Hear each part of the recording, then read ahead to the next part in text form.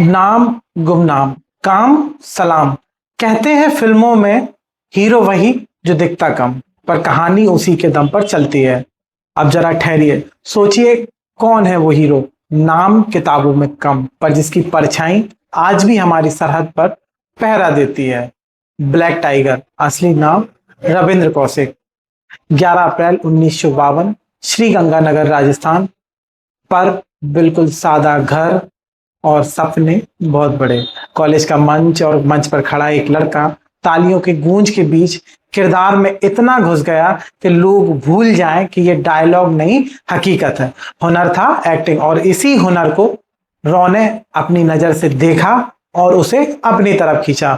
साल 1973 एक ऐसा पल जैसे कोई ऑडिशन हो। रॉ का सीधा सवाल, क्या देश के लिए तैयार हो? जवाब में भी बस एक शब्द था, हाँ। फिर शुरू होती है असली कहानी। दिल्ली में 2 साल, भाषा बदली, लहजा बदला, बर्ताव बदला, इतना परफेक्ट कि शक की गुंजाइश तक ना बचे। धीरे धीरे रविंद्र मिट रहे थे और जन्म हुआ नबी अहमद शाकिर का। 1975, सीमा पार, पहली बार सांस रोकी, पहला डर महसूस हुआ। कराची यूनिवर्सिटी में एडमिशन हुआ, उसके बाद एलएलबी की पढ़ाई शुरू हुई और यहाँ से रास्ता खुला पाकिस्तान आर्मी के मिलिट्री अकाउंट डिपार्टमेंट तक। अब यहाँ से शुरू हुआ असली खेल। सूचनाएं, दस्तावेज, युद्ध योजनाएं, सब कुछ भारत पहुंचने लगा।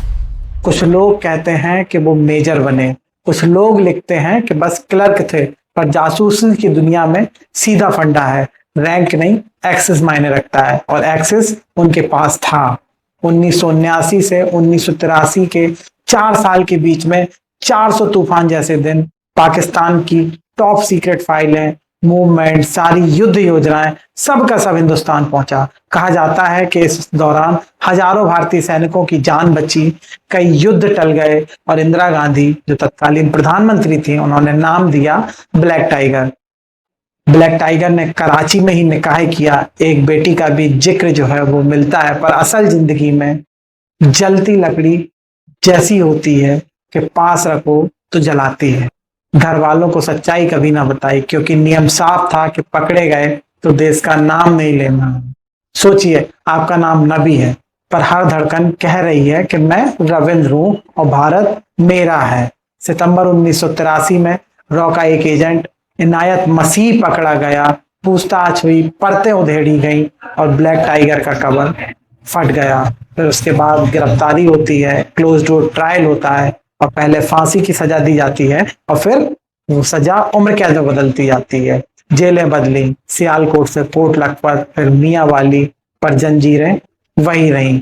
जेल से खत आते हैं धीरे छुपकर, टूटी फूटी लाइनों में, एक लाइन जो दिल चीर देती है, क्या भारत जैसा बड़ा देश जिसके लिए कुर्बानी देने वालों को यही इनाम मिलता है। और एक टीस जिसका भी जिक्र मिलता है कि I have had been an American, I had be out in 3 days।